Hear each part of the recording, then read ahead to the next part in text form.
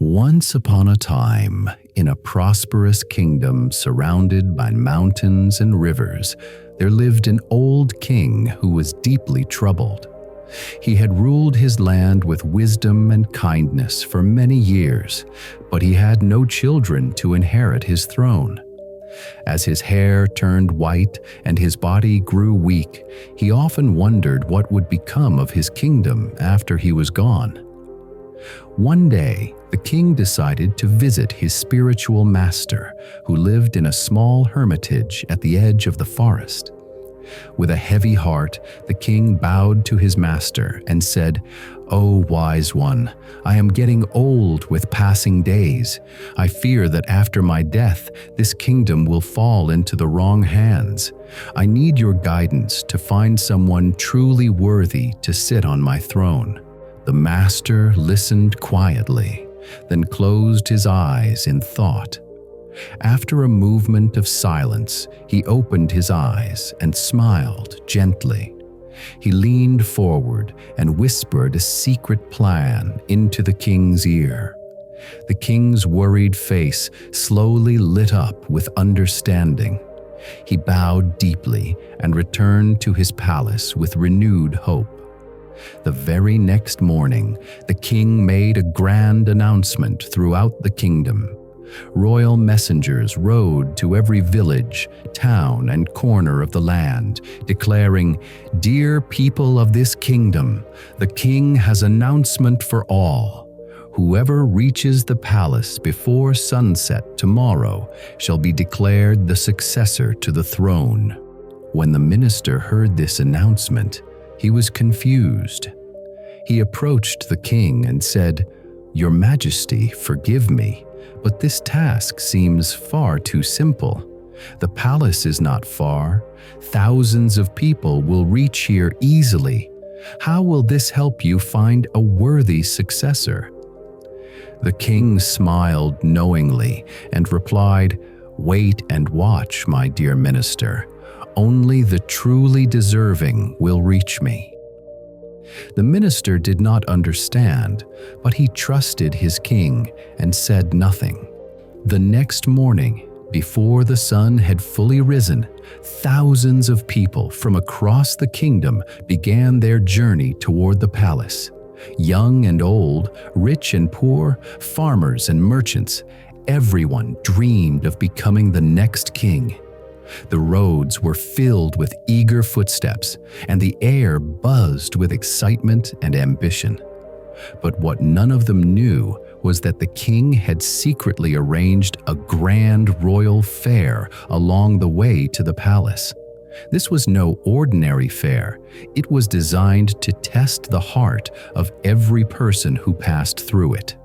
At the entrance of the fair, royal chefs had set up long tables covered with the most delicious food anyone had ever seen. There were sweet delicacies dripping with honey, rare fruits from distant lands, rich curries that filled the air with their aroma, and freshly baked breads still warm from the ovens. The smell alone was enough to make anyone's stomach cry out with hunger. Many travelers stopped immediately. "What harm is there in eating a little?" they said to themselves. "The palace is not far. We will continue after we have tasted these royal dishes."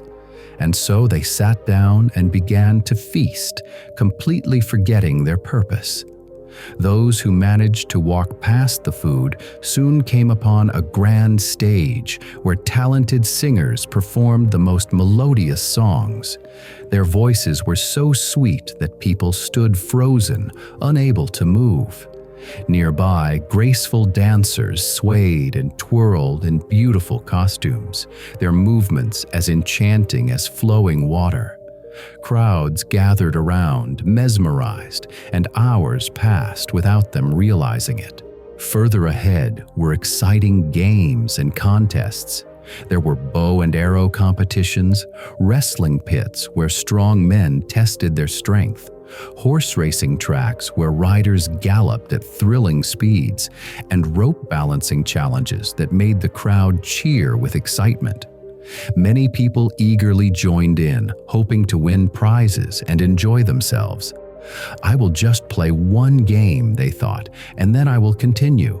But one game led to another, and soon the sun began to move across the sky.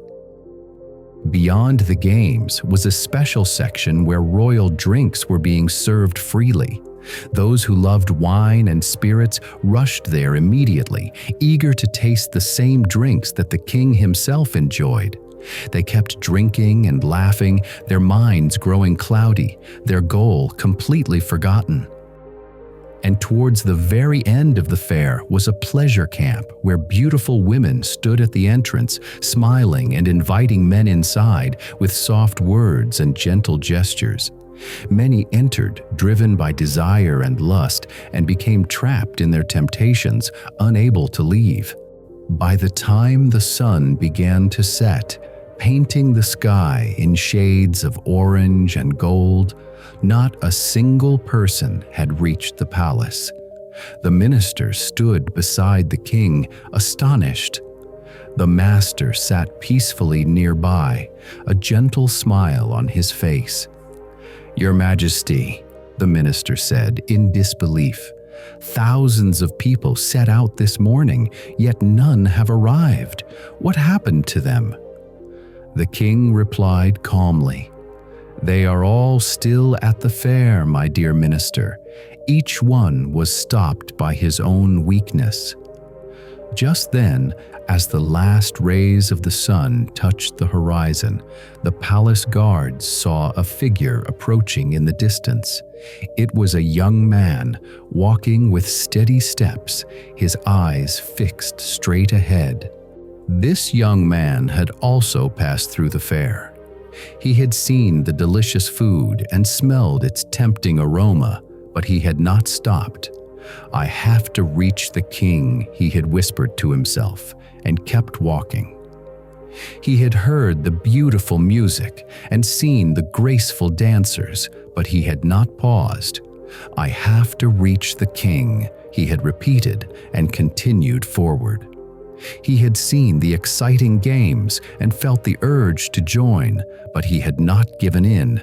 "I have to reach the king," he had reminded himself and pressed on. He had passed by the drinks and the pleasure camp, and though his mind was pulled in many directions, his heart remained fixed on one thing, his goal. When he finally reached the main palace gate, the guards tried to stop him. "The king is busy," one guard said. "There is a special feast happening inside," another added.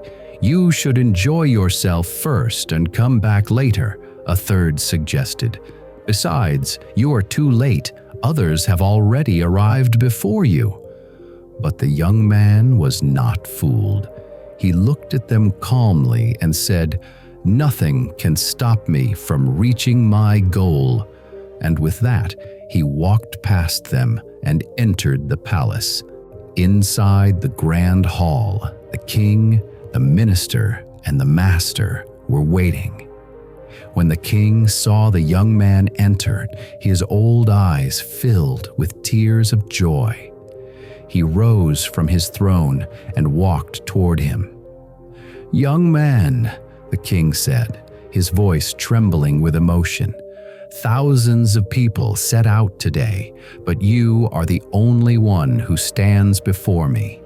Tell me, did you not see the food, the music, the games, and the pleasures along the way?" The young man bowed respectfully and replied, "I saw everything, Your Majesty, but my eyes were fixed on my goal. I did not allow myself to stop, not even for a moment."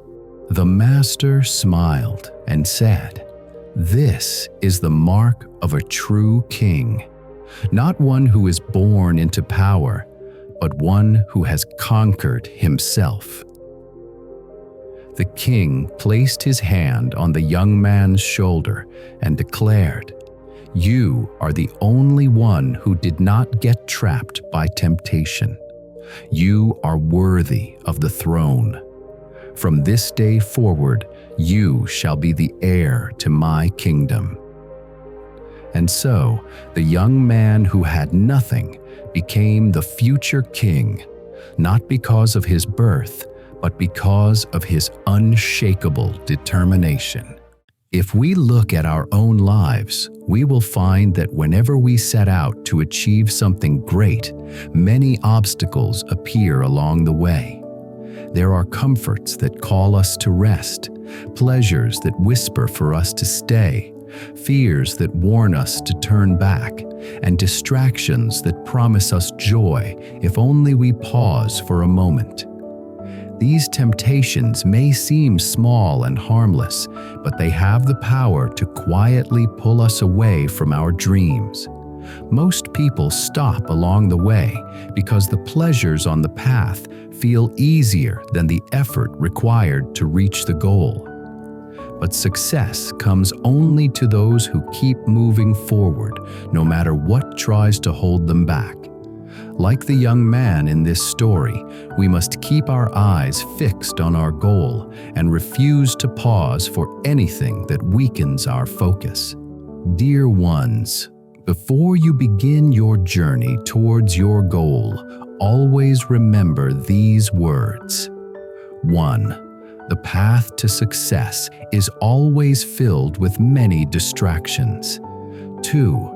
All distractions apparently look small, but they lead to big failures. 3. Pleasure seemed harmless, but they quietly steals everyone's dreams. 4. Self-control and focus are the real qualities of a true winner. 5. Always remind your purpose in your mind. 6. The road to greatness is not blocked by difficulty, but by distraction. Those who refuse to stop are the ones who truly succeed. 7. When we walk with determination, the path opens before us.